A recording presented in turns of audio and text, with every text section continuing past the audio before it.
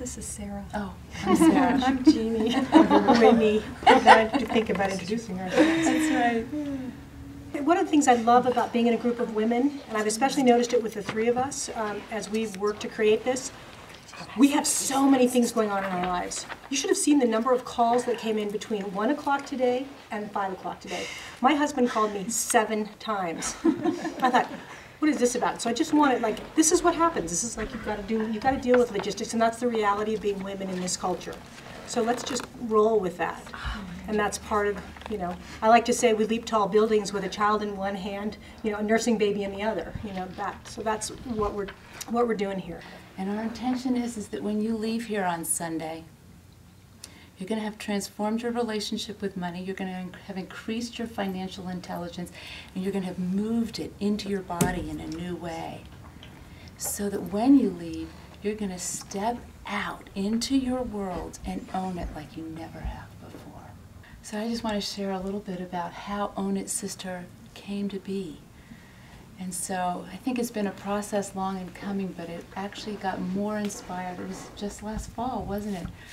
I've been doing life coaching, and I've been especially trained in some financial alchemy coaching, which you'll experience tonight and tomorrow.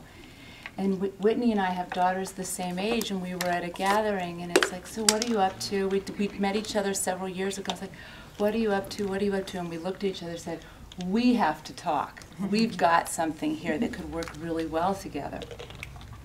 So, and Whitney, I think, already had this idea too about Jeannie, so it was just this like great timing of ideas and what each of us have been doing in our lives. And so we started getting together last fall, and we've been meeting weekly to create this and to pull it together too. And it's been, for me, when I've talked about this with people, I've talked about the process of collaboration. To create something in partnership with these two women in particular for me, but to be in partnership has been the most extraordinary experience, because what you're getting here is a synergy of what the three of us each have, and it's greater than the three of us individually. So I'm just excited to get to share it with you. And so Jeannie, as many of you know, is the yoga teacher, and so she'll be bringing in the body piece. Whitney has her unique approach through playing games, through her own money moxie, is really bringing in the money smarts, the money intelligence. And I'm going to be bringing in like the emotional piece around money, because my experience is a lot of people have stuff around money, around being wealthy, around what it means to be financially successful. And I've been blessed to come across this system of coaching that can help us get to that. One of the things that working with the three of us has done is been a kind of a tapestry or a braid. I think of it like we're bringing these 3 different parts in. And out of this meeting weekly, we create the idea of pods, which is the power of a dedicated and dynamic sisterhood. But I just wanted to let you know that everything that we recommend or talk about in the pods is an activity or something that we have shared with each other. So it's not like we're saying, oh, go do this, and we've never done it. We've done all of the things that we're talking and asking you guys to do, and it's been sort of an organic growth out of that. And we liked the idea of pods too, thinking about dolphins and whales and pods. There's something very feminine about that. Some of you may have been in mastermind groups, and I love that idea, but we felt like it was lacking a feminine kind of vessel or container. Nothing is not without purpose. Not one encounter you have is not without purpose. And this is how I feel about Whitney and Sarah.